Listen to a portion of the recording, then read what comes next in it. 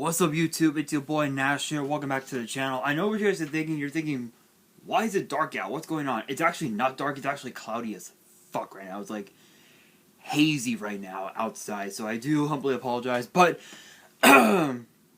for today's Yu-Gi-Oh news video, I guess I missed some cards from Battle of Chaos. So I'm going to talk about those in this video. Plus, the next Duelist Pack has been revealed. What could it be? What attribute will they be targeting? Will they be targeting dark? Maybe even light, perhaps? Who knows? Maybe they might target the Egyptian god cards. Who the hell knows? But I will be talking about the last of the cards that are revealed from Battle of Chaos. I don't know if I did talk about them, but if I did, you guys can definitely let me know down in the comments and remind me of what I talked about. Because I know that I did talk about the new Dinomorphia archetype. I talked about some of the other cards that are in the set, the new Dark Magician support, the new Blue Eye support, and also the new DD support as well. So, excuse me. But for this video, it's all about the last of the cards, including a new archetype called libromancer. It's kind of like necromancer, but still, but it's a little different. And anyway, first up, we've got the field spell for them. It is libromancer first appearance. It's obviously their field spell, and its effect reads: when this card is activated, you can add one libromancer monster from your deck to your hand with a different name than the cards you control. During your main phase, you can ritual summon one libromancer ritual monster from your hand by tributing monsters from your hand or field whose total levels equal or exceed its level. You can only activate one libromancer first appearance per turn.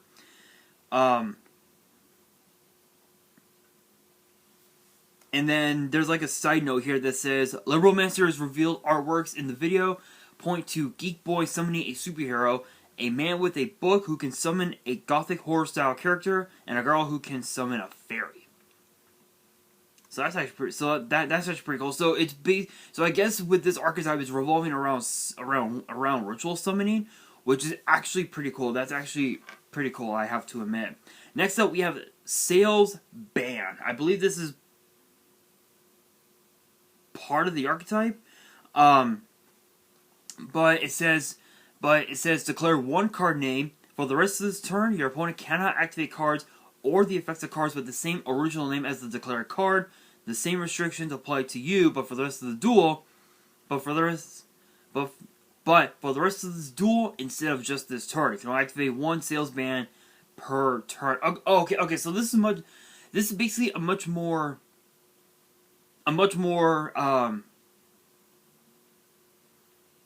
This is basically a much more revamped version of Crossout Designator, but instead of it being a quick play, it's a normal spell. So it could miss timing, but that's one thing that you have to be careful of, is the fact that it can oftentimes miss timing. So you got to be careful with that. But with Crossout Designator, it's during the turn. Not with this one. Not with this one. Nope. Obviously, and then of course the other cards we got: the Zombie Vampire, Guardian Chimera, Dark Magician based on the manga artwork.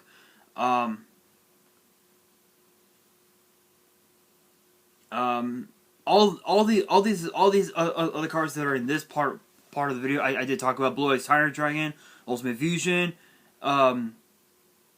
Tyrant of D, or I guess they're calling it now Dictator of D, which is kind of stupid. Blue Eyes Jet Dragon, Master of Chaos, Tamai's the United Dragon, which is a cool one. Magic Karibo, that's one card that I'm actually after once I get the Battle of Chaos booster. So once I get my hands on that, I am definitely gonna be going after that card. Obviously for my DM deck, of course. And of course, Illusion of Chaos. But yeah, those are some of the new cards that are going to be in Battle of Chaos, which I'm excited for.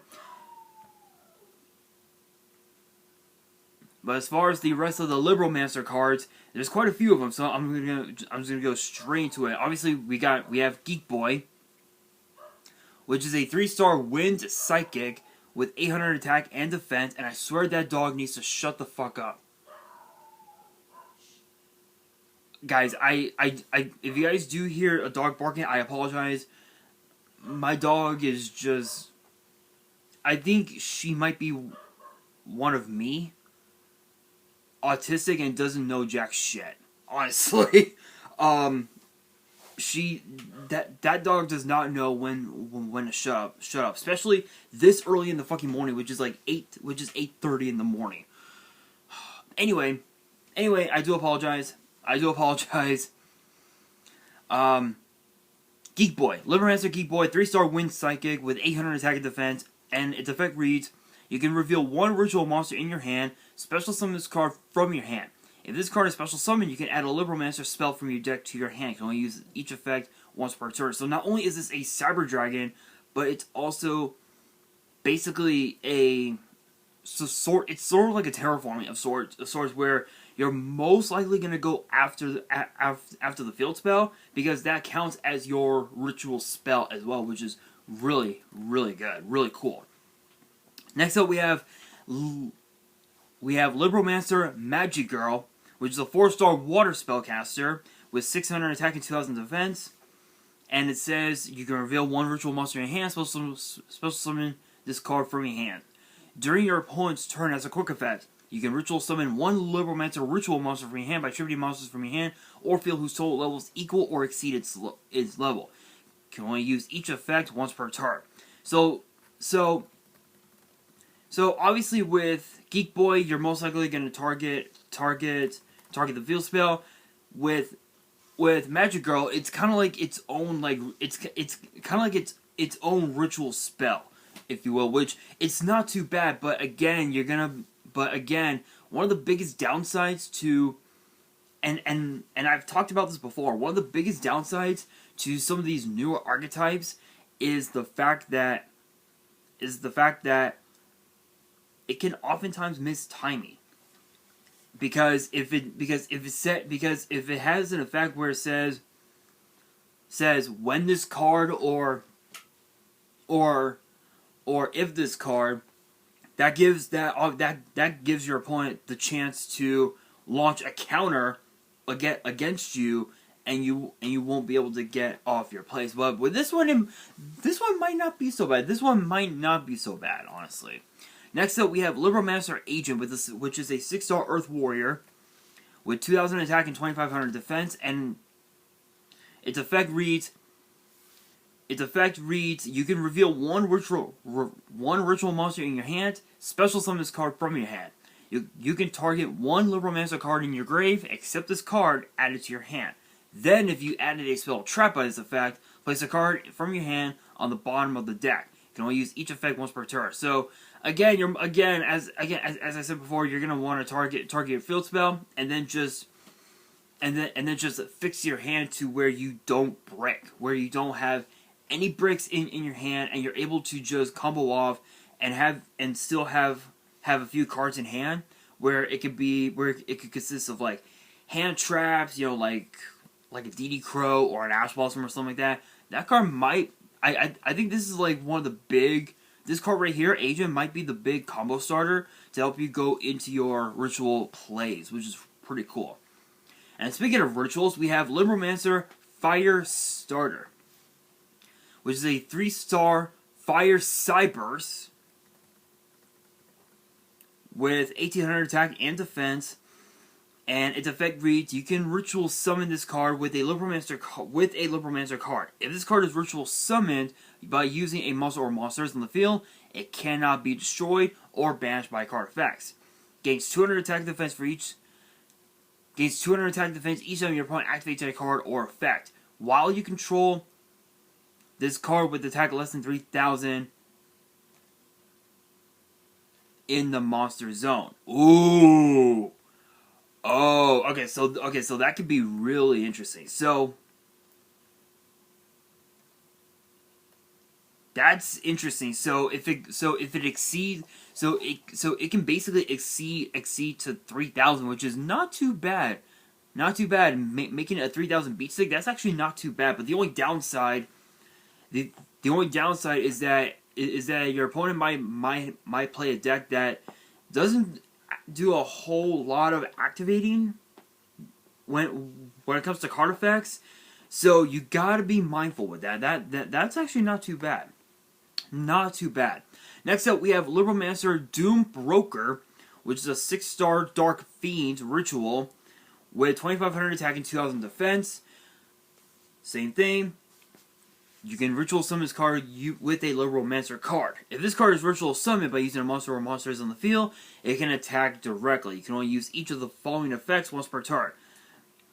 During your main phase, you can set one Libromancer trap directly from your deck. When this card inflicts battle damage to your opponent, you can target a face-up monster your opponent controls, shuffle into the deck. So again, as I mentioned, when cards have the effect have the wording "when this card," it gives your opponent time to launch a counter. So this is one of them. This is one of those cards. So it's not too bad, but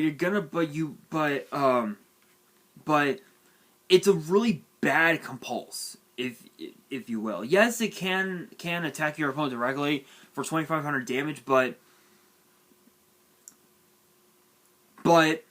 the only problem is that this card can easily be negated off of like a Ghost Ogre or something like that. So that's one of the big things of.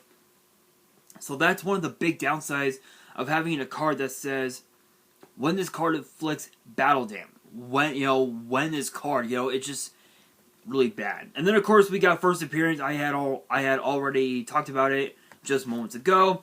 And then of course for the last of the Libromancer cards, I believe that's all of them. We have Libromancer Intervention, which is a normal trap, and it reads: when your opponent activates a card or effect, target one Libromancer ritual monster you control, return it to the hand, and if you do, negate that activated effect.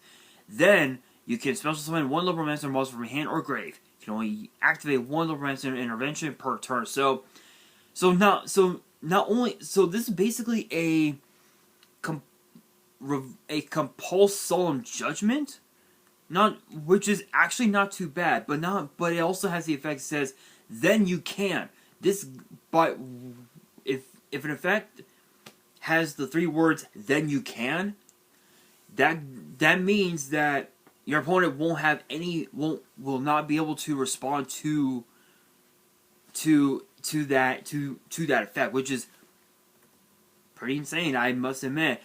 All in all, this archetype is not too bad. This is not too bad of an archetype. I'm not so sure how it could be the next the next tier 0 meta, but I think honestly this might be the next tier 1 deck, but once we get more support for them, then yeah, definitely. Excuse me. Alright, you guys, now for the World Premiere cards. The World Premiere cards have finally been revealed, and I have to admit, looking at these World Premiere cards, these are looking mighty. Really? My thing froze. Thank you.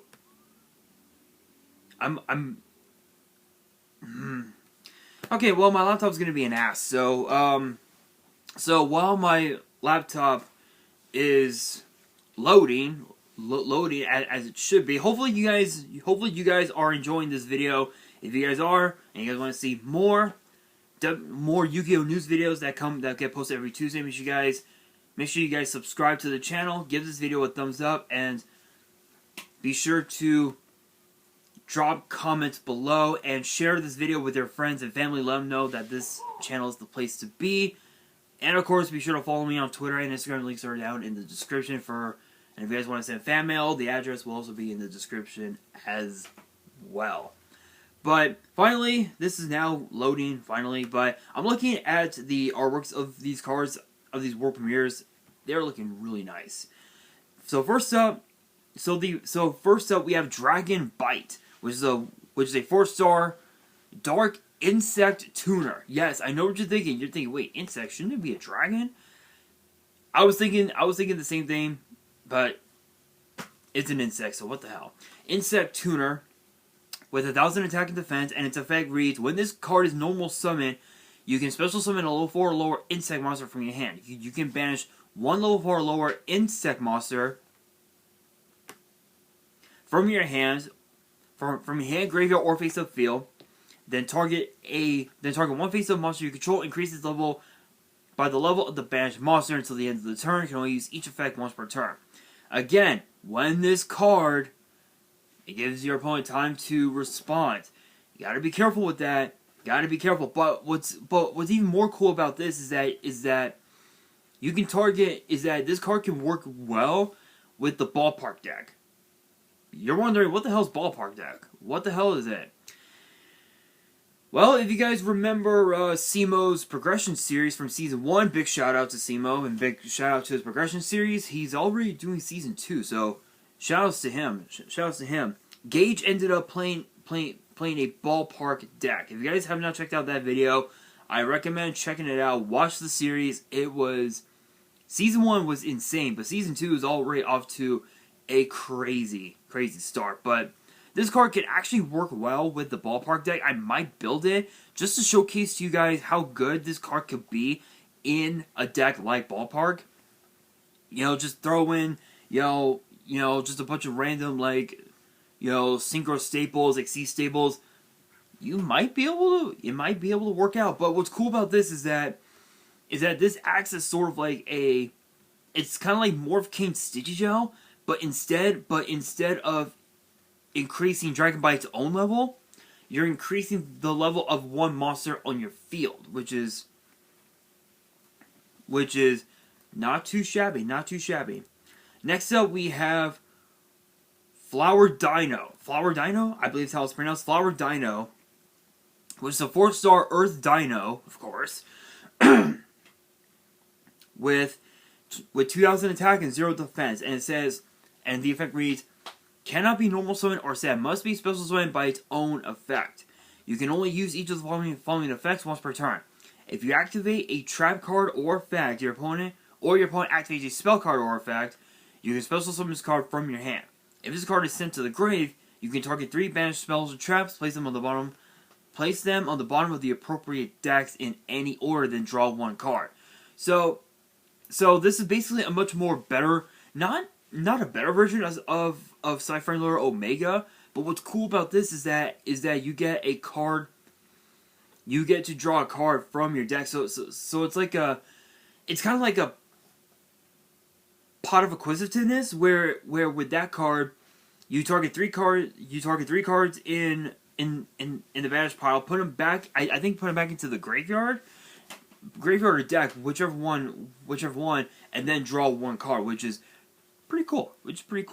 Really not too shabby.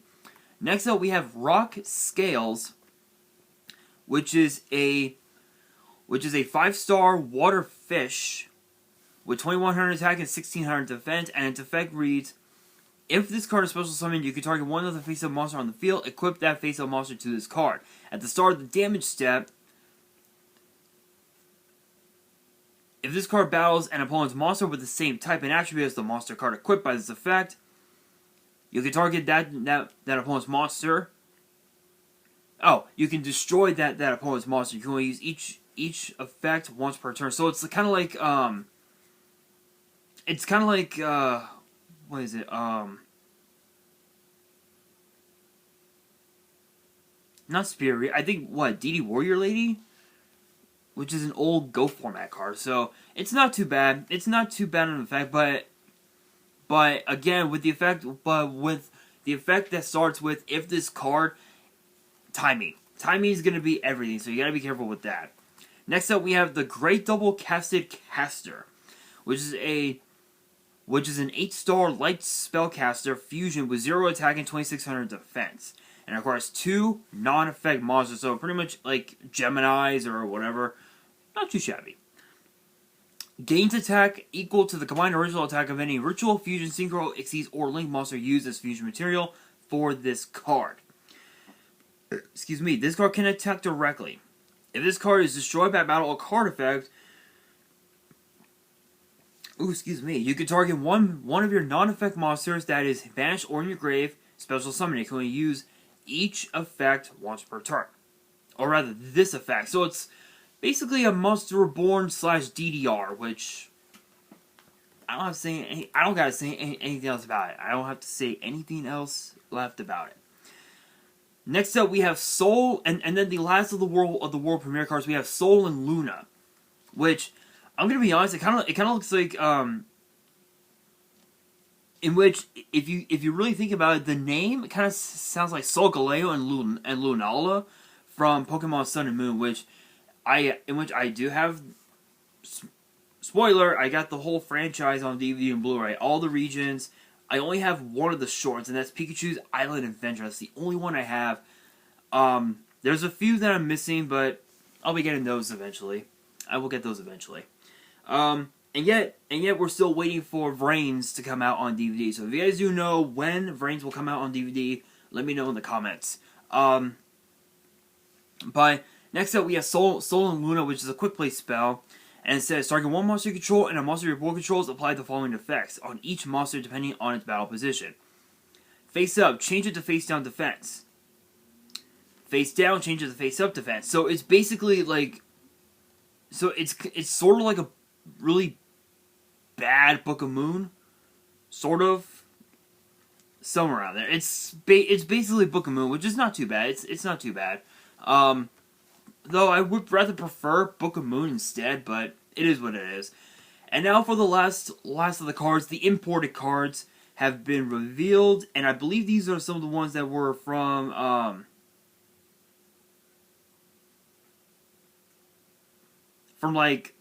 past sets in the OCG. So first up we have Fire Opal Head, which is a 6-star Fire Dino Pendulum with 2,500 attack and 1,000 defense. It has no pendulum effect and it has no monster effect, but its pendulum skill is 0. Next up we have Doll Monster Miss Madchin, I believe that was pronounced, which is a 4-star Light Fairy normal monster with 0 attack and defense. Emphasis on normal. Then of course we have Doll Monster Bear, 4-star Wind Beast normal, 0 attack and defense. Smoke Mosquito. I believe I talked about these. So we have Smoke Mosquito. So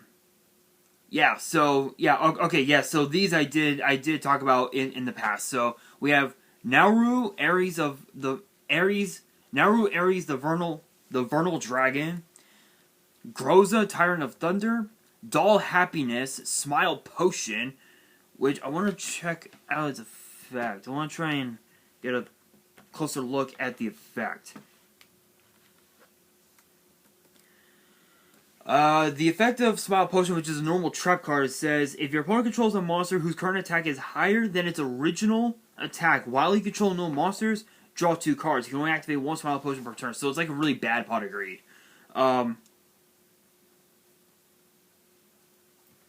It's like a really bad Pot of Greed, but it's like so like crazy. It's really, again, it's just a bad Pot of Greed. I don't even know why people are just, I don't know. Doll Happiness. Let me see if I can read off Doll Happiness' effects. I know I talked about it on the channel before. When this card is activated, add one Grappa to meta or Box of Friends from your deck to your hand. While you control Princess Cologne, your opponent's monsters cannot target monsters with 0 attack or defense for attacks. Once per turn, you can destroy 1 monster in your hand or field. And if you do,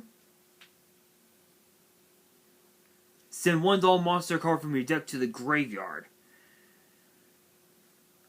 Also, you cannot special summon monsters from the extra deck For the rest of the turn, except if it succeeds monsters, you can activate one doll happiness per turn. Okay, so it's not too bad. I mean, honestly, it's awesome that we're finally getting a lot of these cards, but still, it's just so weird. It's so weird to see these cards, especially with the fact that Box of Friends and Princess Cologne were released in, I think, what, Fusion Forces, if I remember correctly? But Nauru, Aries, the Vernal Dragon. Let's see. It is a 7-star Wind Dragon with 2,000 attack, 2,500 defense. If this card is in your grave, you can send a level 5 or higher monster from your hand to the graveyard. Special summon this card, but banish it when it leaves the field. So obviously obviously when it has that effect, you can just bypass it by just using the monster as Xyz material, and then you can just detach it and send it to the graveyard, which is just simple. That's it. That is it. If this card is destroyed by battle, or if this card ends or its possession is destroyed by an opponent's card effect, you can target a card your opponent controls, banish it. You can only use each effect once per turn. Okay, so it's kind of like it's kind of like a bottomless trap hole cosmic cyclone source, which is pretty cool. Smoke Mosquito, I think is one of the new is one of the last ones is one of the last ones that I don't think I ever talked about on the channel. Okay, well I can't get the effect off. Okay, yeah, that is way too blurry. I can't even read that one. I'll have to look it up. In fact, you know what? I have an idea. Let me look it up. Hang on, guys.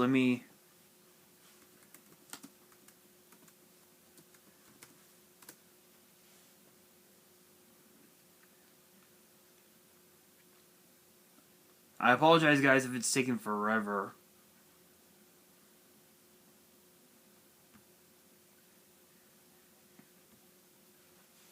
Let's see.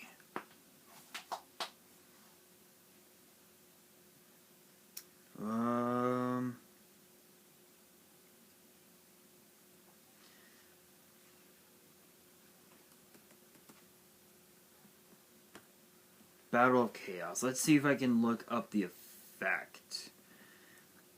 Because I know that Dark Magician is going to be in there as the ultra rare. Let's see.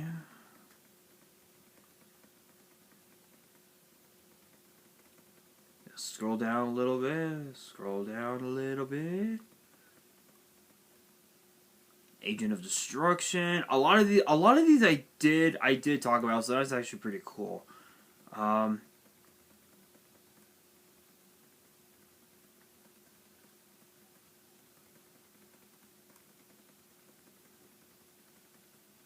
Let's see.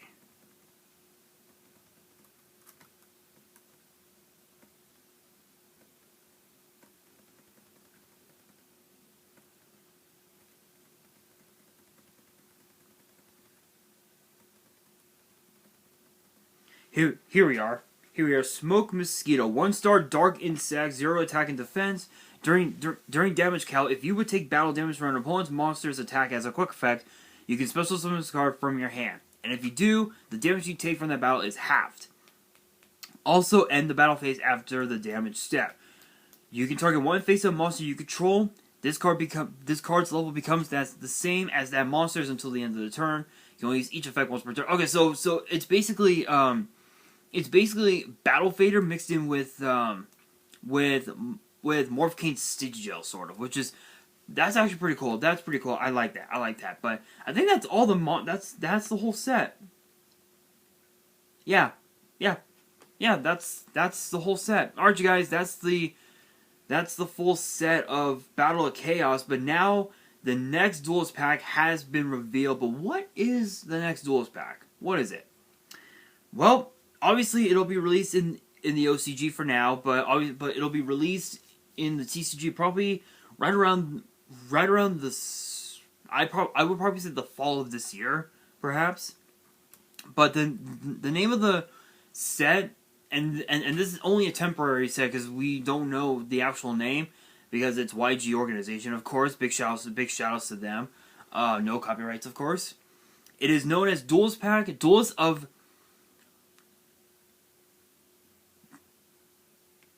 Pyroxene Edition. I don't know. I probably butchered that. Again, it's a temporary name. It's been announced for May 21st, 2022.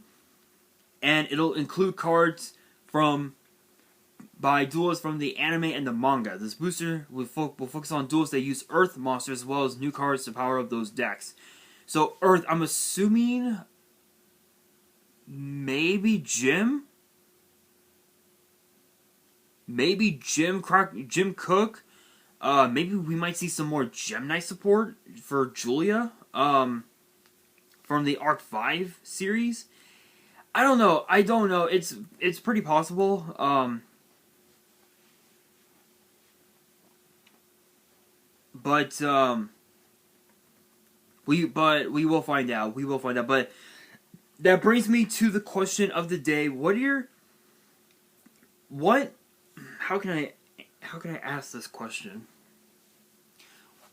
What deck are you guys gonna play when Battle of Chaos gets released? Let me know in the comments below, and that is going to do it for this video. Hopefully you guys enjoyed. If you did, make sure you guys smash that thumbs up button. If you guys are new to the channel, you guys want to see more Yu-Gi-Oh news videos, which get posted every Tuesday.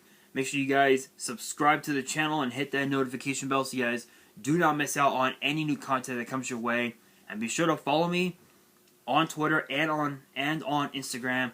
All the links will be down in the description below. And if you guys have any fan mail that you want to send me and want me to open up on the channel, my address will also be in the description as well. And on that, this is your boy Nash, signing out.